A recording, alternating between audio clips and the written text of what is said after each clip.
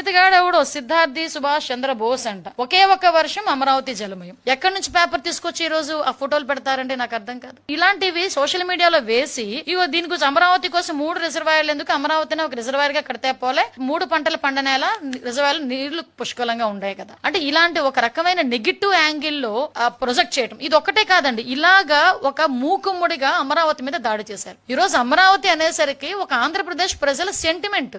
ఆ అమరావతి రాజధానిగా ఉండాలని మహిళా రైతులు బయటకు వచ్చి సుమారుగా 5 సంవత్సరాలు పోరాటం చేసిన విషయం మర్చిపోయారా ఈ సోకాల్డ్ ఈ సోషల్ మీడియా బ్యాచ్?